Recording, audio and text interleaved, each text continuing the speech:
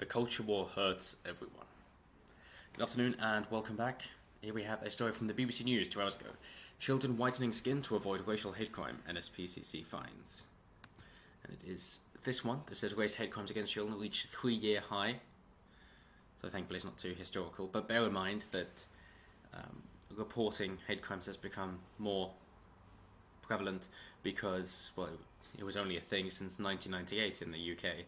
So of course, when you have the existence of laws covering more and more things, then more people are going to be able to submit claims, and as it becomes more widely known, more people are going to realise that they can report these incidents, and therefore you have higher levels of reports, even if they aren't actually more prevalent as incidents. So, they say children are whitening their skin with makeup to avoid being bullied or racially abused at school, according to charity NSPCC. Its research suggested racial abuse and bullying of children had risen by 1/5 since 2015-2016. There were over 10,500 race hate crimes offended against children across the UK in 2017 to 18, an average of 29 a day. And we have some individual accounts here. So a 10-year-old girl said she tried to make her face whiter, as others described her skin as dirty. My friends won't hang out with me anymore because people started asking why they were friends with someone who had dirty skin. I was born in the UK, but bullies tell me to go to my own country. I don't understand because I'm from the UK. I've tried to make my face whiter before using makeup so that I can fit in. I just want to enjoy going to school.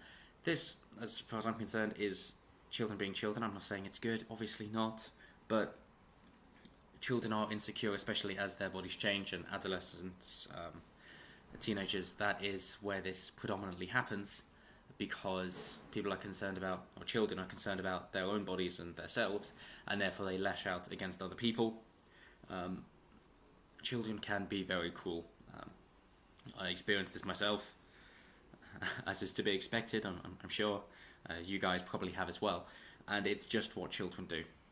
But hate crimes, how do you define hate crimes? Well, from the Crime Prosecution Service, they say a hate crime can include verbal abuse, intimidation, threats, harassment, assault and bullying, as well as damage to property. And it's the verbal abuse bit in particular, because if you look at Citizens Advice, they say hate incidents can be a verbal abuse like name-calling and offensive jokes. Offensive jokes, that is rather concerning because it depends who finds offence, but we'll get to that in a minute because it gets better. Harassment, bullying, and so on. And hate incidents, funnily enough, also include physical attacks such as hitting, punching, pushing, spitting, and arson. But what I find a bit funny is malicious complaints, for example, over parking, smells, or noise.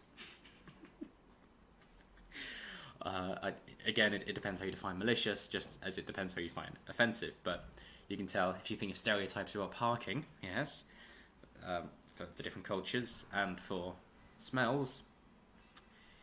Yep, and then you can decide for yourself about noise. But they say, when is a hate incident also a hate crime?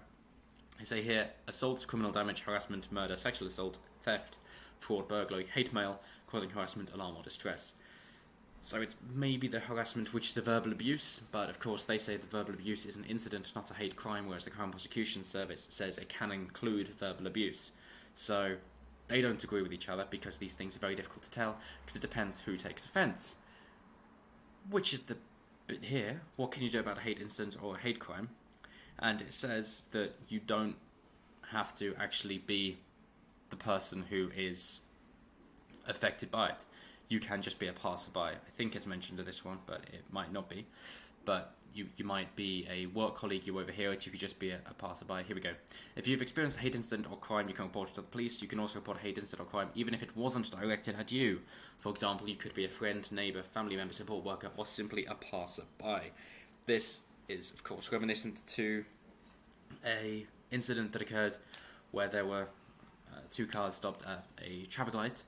The light went green, the front car didn't move, so the one behind it, the driver honked their horn at it. A passerby said, hey, that's a hate incident because that person honked their horn because the person in front was black, or a woman, it was one of the two. And so, okay, well, because you've mentioned it, we have to report it, because the police do. They have to. It's the law. And then they found out that the driver in front wasn't black or a woman, or whatever the reasoning was. So, yeah, and of course that it does say that it doesn't have to be if someone's making fun of someone for being gay, even if they weren't gay. So it could be you're making fun of someone for being black even if they're not black. So you think you think they're honking their horn at the person in front for being black even though they're not black, but you think the person honking their horn thought the person in front was black even though they didn't necessarily, but you thought that they did. Yeah, so you've really got to make some leaps in logic to get that one to work. But yes, I have an 11-year-old Asian child saying I'm being bullied at school because I'm Chinese. I think this is the first time the BBC have used Asian to mean Oriental. Who would have known? The other kids say that my skin is yellow, call me names, and it gets me really down. Try to change the way I look by using eyeliner so that I fit in more. Don't want to tell my parents because I think it would upset them. And a 16-year-old girl from a Muslim background says, people call me a terrorist and keep telling me to go back to where I come from. I dress in traditional Muslim clothes and I think it singles me out.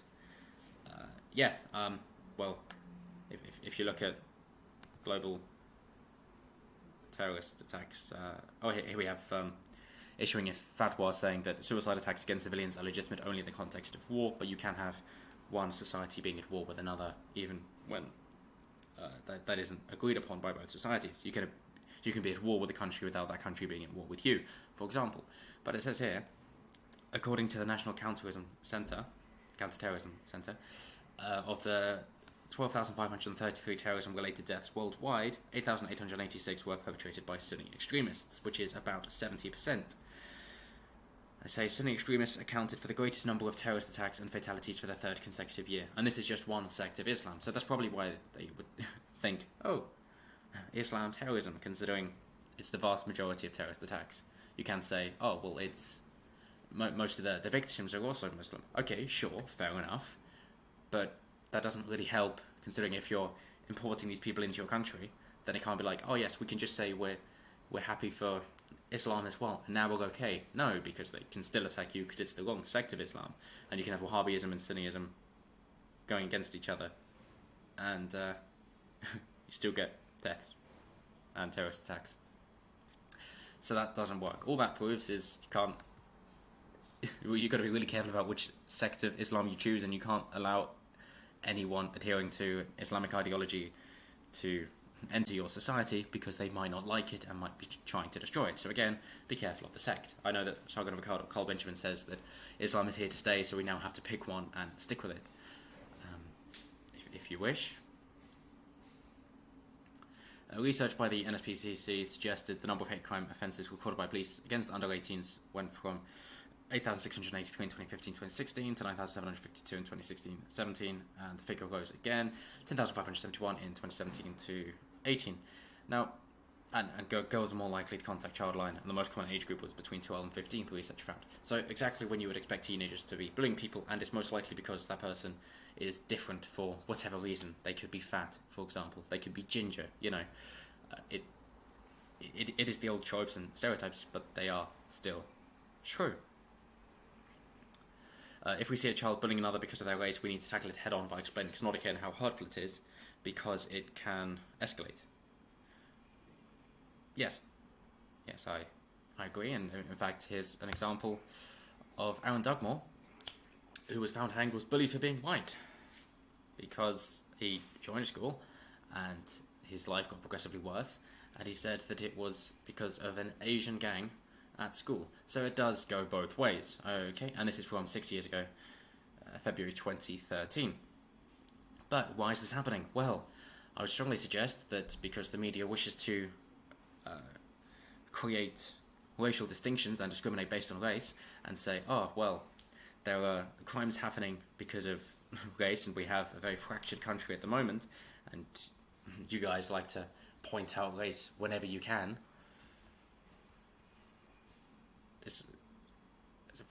For the many, not the few, for example. Yes, great. Let's discriminate against the minorities. Great idea. Thank you, Labour. That these things happen, and also that in a victimhood culture, then you get currency for being a victim, and with hate crime hoaxes happening as well, where the hoax as a crime is reported on, but then the fact that it's a hoax isn't mentioned or isn't retracted, so that people just think, oh, this is very prevalent. Then it draws it to people's mind, and then they play off of that, even if it isn't true. So yes, you the media and sensationalist headlines are helping that across. But I'm pretty sure that we're seeing an increase in reporting because of the increase in social media usage and accessibility from a young age. So it isn't necessarily happening more often as it is just being reported more by people who have access to those media. Anyway, that's it for now. Let me know what you guys think in the comments below, and I will see you next time.